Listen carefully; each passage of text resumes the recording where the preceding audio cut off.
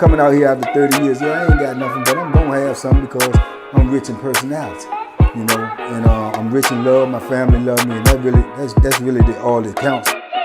Hey man, shout out to everybody out there on Team Banky Pound, man. I appreciate the love. I appreciate the support. Just to let y'all know, y'all thought it was slowing down. Never that. Big love, man, to everybody out there, man, on TBP Nation, man. I appreciate each and every one of y'all. Man, I appreciate the love, man. Every day I come in here, man, and I try to put this positive energy down. And I'm glad for y'all that receive it. I'm glad for y'all who push it back out there into the universe, man. That's what we're trying to do over here. Feed the positive, starve the negative. Don't never forget the objective. Feed the positive and starve the negative, man. We trying to reach these young people out here, man, and you know, let them know, man, that there's always a better life out here than on the inside, man. So that's the main goal. That's the main agenda that we pushing every day, 24/7, 365 in 2025 and beyond. Salute to everybody who's on this journey with me, man. Everybody that support this movement with me, man. Appreciate y'all, love y'all, and everybody that's with that membership. Stay tuned. We gonna get real active over there. Salute. Speaking of getting active, I kept trying to think in my mind, did I tell y'all this story before? And I don't think I did. I know I've told, you know, people around me and my family and stuff this story before, but true story. Hey, listen, out of the multitude of things I seen in prison, I don't know. I guess this might be in the top 10, maybe not. You know, you decide of things I seen. Okay, when you in prison, right, and you in certain places, on the compound, and it's count time, right? You ain't moving. You cannot move. You got to stay where you at. Count time. Uh, don't nothing move. Every prison in all over the world got to count. You got to count 3 to 4 counts a day. That means that you gotta have officers go around to each cell, every part of the compound, segregation, medical, wherever a convict or inmate can be, they have to be accounted for. The kitchen, you have dudes at work. Everywhere you go on any institution, they have to have count. Everybody got to be accounted for a certain amount of times a day to make sure there ain't nobody escape, make sure everybody alive, blah, blah, blah. Institution ain't gonna move until that count is clear. Ain't nobody going nowhere. Them doors is not gonna open until that count is clear. So, you know, no matter how bad you is, how tough you is, whatever, you ain't bucking count. You know what I'm saying? You buck count, they coming to get you. They gonna do what they got to do, get rid of you, put you down, incapacitate you, whatever it takes. They gonna get you in isolated area where you can be counted when the count is going on. Okay.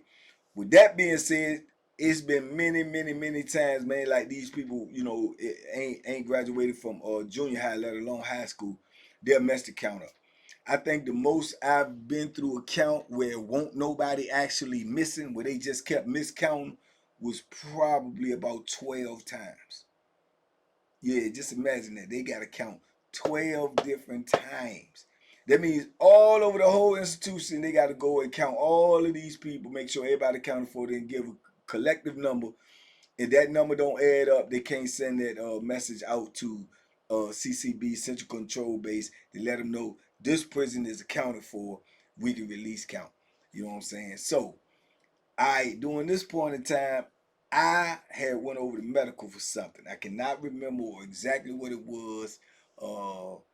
I can't remember, man, you know, but me, I'm gonna tell you the truth, man. When I was in prison, man, I was kind of like what you call a hypochondriac.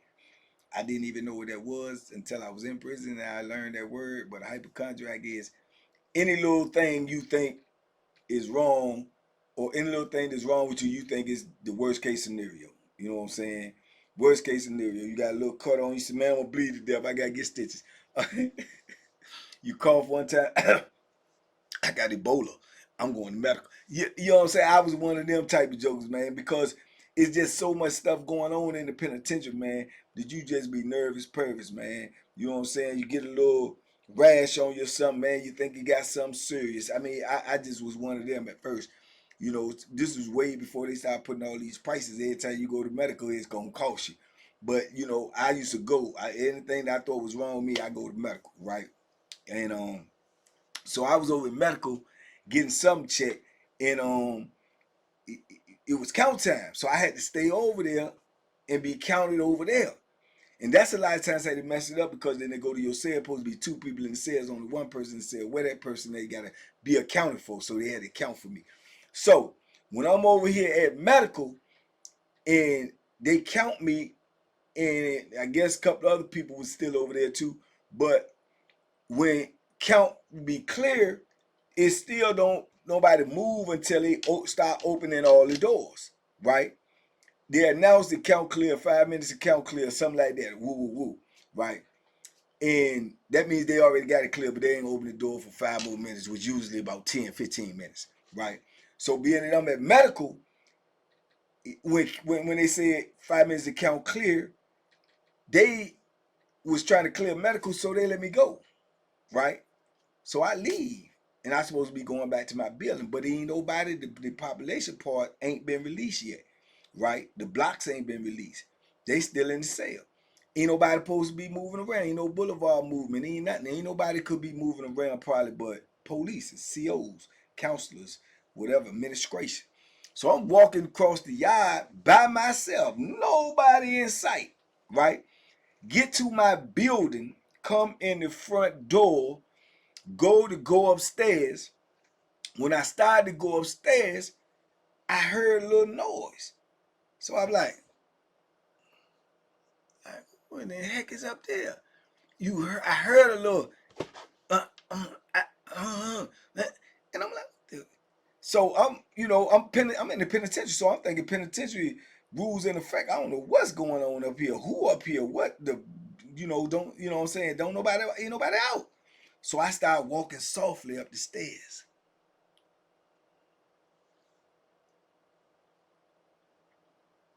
I turned the corner to go to the stairs, go like this, boom, boom, boom, boom. So when I turn to go on the next platform, I see a CO, I ain't calling no names, it's a CO and a nurse. I know both of them. I've been on the compound. He got her bent over, nurse, whatever you call them, smocks, uniform, whatever, pulled down, and he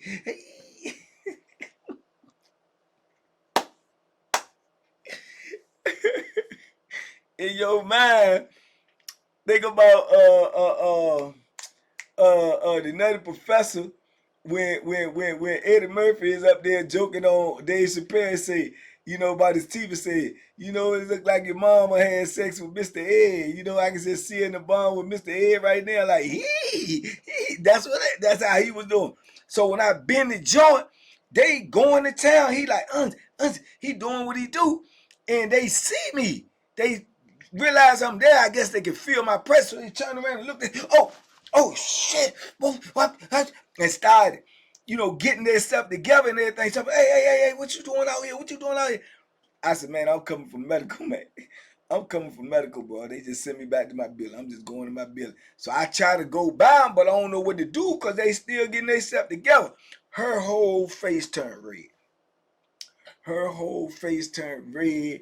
His face is turning red. And it's an awkward position now because you got to think, this is a police, this is a nurse. I'm a convict.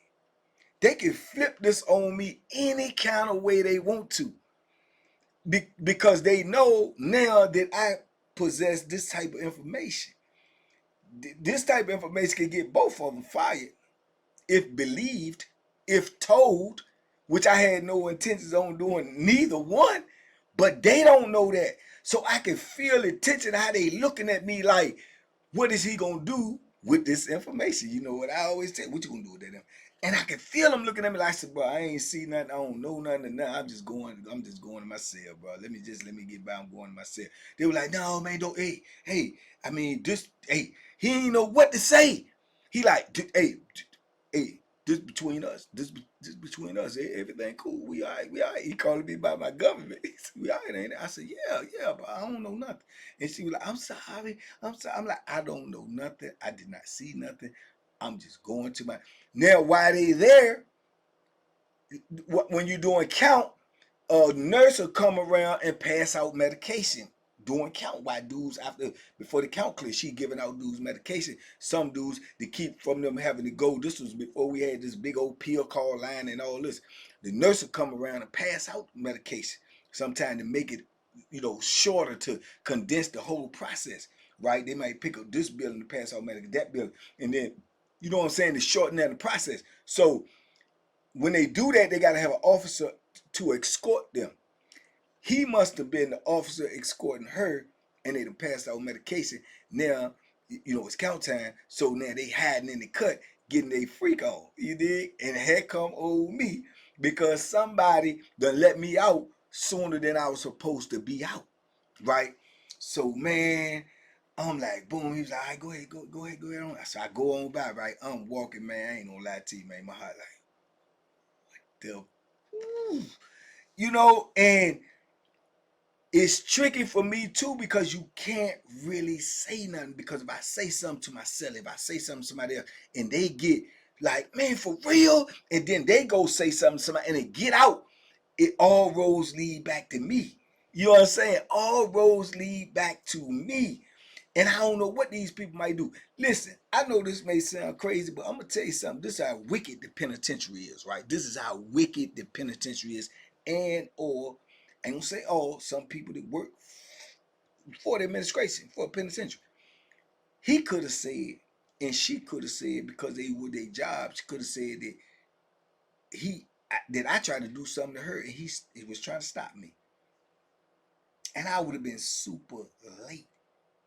Super late.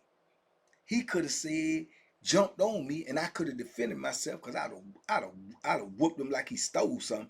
And then when the cavalry came, he could have said that I took off on him, or they was coming downstairs from passing out medication, and he seen me and I said something to him and I just swung on him, or I tried to touch the nurse and he jumped on me, and that's what ended up in a fight, just to cover up what knowledge I knew. And then if I would have said, no, I walked up on them, they was doing this, number one, penitentiary rules, I'd have been snitching. Number two, they would have said he's saying that because of what he did, he making that up. Who you think they would have believed?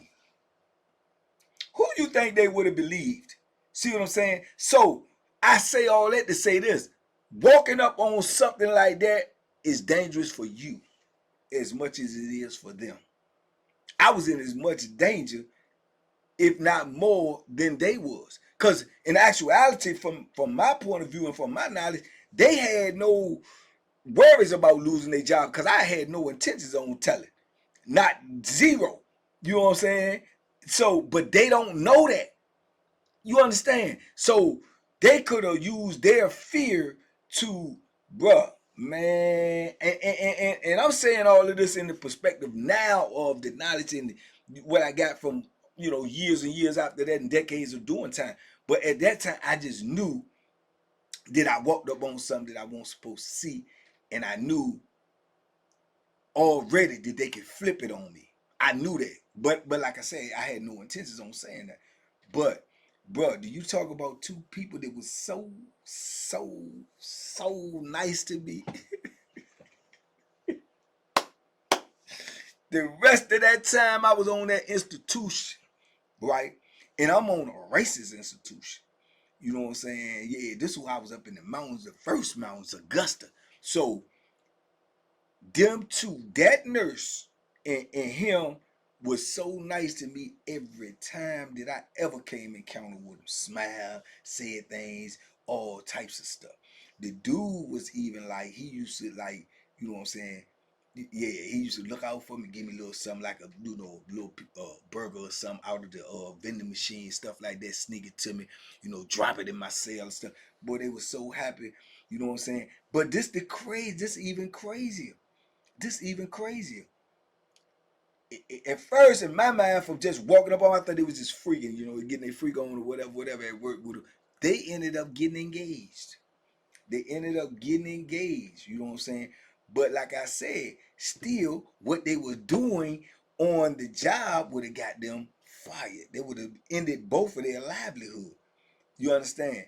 Both of their livelihood was in a convict's hand. But they don't know they was safer than a baby in the carriage, man, because I wasn't going to say nothing. But he was, man, you know what I'm saying? Hey, yeah, and it was crazy. And I know her whole face was red. And I know every time she saw me, she even kind of turned like a little different color. She was like embarrassed because she know I done seen her in all her glory. Yeah, listen, he had the Jones down to it. The Jones down to her ankle. She got her shirt thing pulled over the bottom. The things that I seen everything. You know what I'm saying? So it was crazy. And she just embarrassing. Oh, and he like, hey man, oh, hey. And it was just, man, and I'm like, oh man. But the vision's still in my head. So, but that was like one of the, and this early, man, I'm on Augusta. You know what I'm saying? I went from the jail, where I go jail, Southampton receiving, the wall, Augusta. And this is in my first 5 years. So, you know what I'm saying? That's just that man, penitentiary has no rhyme or reason, man. I see, a murder when I first get in prison. You know what I'm saying? I ain't even past 5 years and I done seen all this type of stuff. And before I get past 5 years, I see a CO and a nurse, you know what I'm saying, fornicating. You know what I'm saying? So this is the world that I entered. You know what I'm saying? And I'm still like super duper young. I'm, early 20s. You know what I'm saying? Like 21, 22 years old. So, man, yeah, but I remember that joint, man, and man, I was yeah, I couldn't, I ain't even tell nobody. I ain't even tell myself. I ain't even really like, you know what I'm saying? I didn't really like I didn't feel like he could keep it to himself. I wanted to tell somebody. I was scared to even say something to people on the phone because I know the phone is tapped, right? So I got all this information and I'm holding it in, but they got the information too. So it's like I know when they saw me, they felt what I felt. It was like, yeah, we be knowing. We be knowing. You know what I'm saying? So, but like I say though, I know people that been in those situations after me, and I look back and I say to myself, man, even though I was young, man, it's like God was guiding me, man, not to, you know what I'm saying, to misstep about things that I really ain't know the whole full, ramifications of. I didn't know, you know what I'm saying, all of that. I just knew I shouldn't say nothing, but I didn't know all the things that could really happen in that scenario till later on. Like I say, like they could have flipped it on. I didn't know all that. I just knew I shouldn't say nothing. But later on, like I say, I know dudes who walked up on that, and that's how I know these scenarios. I know dudes who walked up on COs and two COs doing it, or COs and counselors, COs and secretaries. I mean, this stuff happen. They be humping and pumping up in that joint. So I know dudes who walked up on and they flipped it on them like them scenarios I told you. And I know this one in particular dude, he got in a situation like that where he walked up on a counselor in a sergeant doing it, and they flipped it on him, and he got the rumbling with the sergeant and everything. They done jumped on him. They called the 1033, called the people in there, and they telling people that he was up in there trying to get in there with the counselor, and he walked up on it, and they got the tussling. When in actuality, he walked up on the sergeant doing something to the counselor. And they wanted him, you know what I'm saying, to keep that information to himself. So they flipped the whole script on him. Man, the man got a street charge. He got a street charge for that. And I know he ain't lying. Because people that's locked up with him know that ain't even his MO. But if they say it, they're not gonna believe you over them. You know what I'm saying? They not gonna believe you over them. And I ran into more. True story. Y'all know the Booker. Y'all know my man Booker. Yeah. You know his sidekick, Doc. I was on another institution with Doc where Doc was knocking sparks from the counselor. Doc was knocking sparks from the counselor, man. RIP to Doc. But I ain't lying, he was knocking sparks from the counselor. I was the barber. I'm up there in the barber shop. The barber back here up there is the only way you can get up there is the guy let you back there, or you got to have a key to come up in the elevator, which means you have to be an officer or a lieutenant size or something like that. So can't nobody get back there. It's my barber shop. The washer and dryer for the dude to come up there, got to wash and dry clothes for the part. A counselor's office here, a counselor's office here. This counselor's office, Doc is the secretary to this counselor. I told you, Doc got like 5, 6, 7 degrees, college degrees. That's how he always could get it plugged in with the administration because he's super smart. But the counselor, I don't want to describe her because she has certain things about it. If I describe her, people might know who she is. So I don't know what she got going on with life. So I ain't gonna say. But just to say, she was in there. Body wise, she was in the penitentiary. You're gonna be like, yeah, Doc knocking sparks from. I know for a fact because I done came out that barbershop and caught them and they fumbling, stumbling, bumming, get themselves together. You understand? He told me, everything good, boy. You ain't got to worry about it. I ain't see nothing. I don't know nothing. My man. You know what I'm saying? We on that type of time. We convicts. You know what I'm saying? But I kind of knew anyway. Because, like I say, when you around somebody like that he there every day, all day, he up there with her. You know what I'm saying? And he got the gift of gab. You know what I'm saying? So I know, you know what I'm saying? So boom. But you don't speak on those things. You just keep it moving. You know what I'm saying? You just keep it moving. And dudes was running around thinking like, oh yeah, Doc a old nerd, oh Doc a old Bojangles, Doc is tap dancing for the man, Doc up in that junk knocking sparks. Doc was knocking sparks, man. You know, so it's just different things though, because like I say, you just got to be careful, man. You even in danger when you see things in the penitentiary that you do not supposed to see, because you don't know how the people are going to respond that you seen it from. You know what I'm saying? Now remember, I told y'all too one more way back in the day when I'm in the wall. When I told y'all I go to take a shower, and when I go down there, the showers is at the end of the tier, and I go down there and take a shower, and I heard the water on, but I don't see nothing hanging, so I'm thinking, ain't nobody in there. So I put my stuff up and I pull the curtain back, and dude in there, he see Wilbur with the boy. And I'm like, what? So I grab my stuff and I get out and I'm going down the hall. I'm like, man, because I had never seen that. So I'm going down the hall and he come, turn around, what's up? He running behind me, say, hey man, hey man, keep that to you, man. Keep that, hey man, that's, bro, I don't know nothing. I ain't seen, I don't know nothing. Yeah, all right, okay. You know, so now I'm in danger because he know I possess information about him that he might not want out.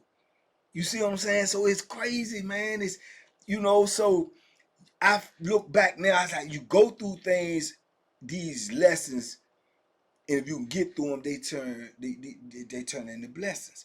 You see what I'm saying? Because I needed to know how to conduct myself, how to move in the penitentiary. That's probably why all of these things I seen and experienced early.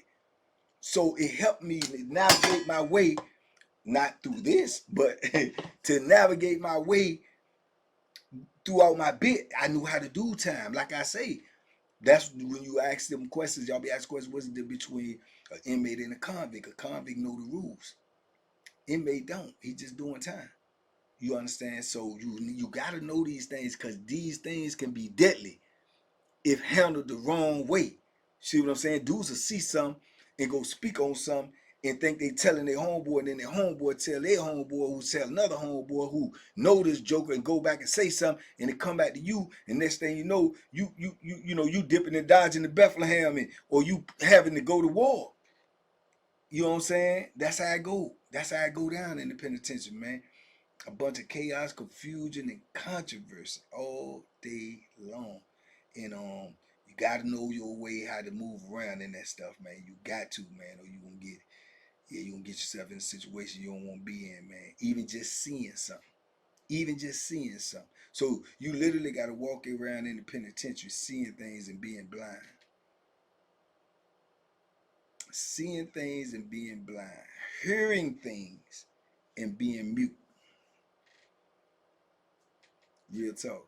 Y'all talk to me in the comments. Let me know, man. I talk back, man. TBP Nation, stand up, man. I appreciate y'all, man. Listen, man, please do not forget about this GoFundMe. We trying to get this movie made, and now we got a little pressure on us, man, because the dude, Mike Anderson, man, is trying to make this movie, man. He got deadlines on him where he got to get scripts written, and he got to be able to present something to these people to get the ball rolling. So if I'm worth the blessing, man, go check out the GoFundMe, man. If you can bless it with anything, it's a blessing. If you can bless it by just letting somebody know and sharing the GoFundMe link, that's a blessing as well. I appreciate each and every one of y'all, man. TBP Nation, stand up, salute. We out here. Make sure you like, comment, share, subscribe. You ain't gonna get this nowhere else. And if you go to the membership, guess what? You gonna get something else. You heard me? Salute. Be safe, be smart, make good decisions, man. Up them hooks, man. They out there, but we out here too. Salute.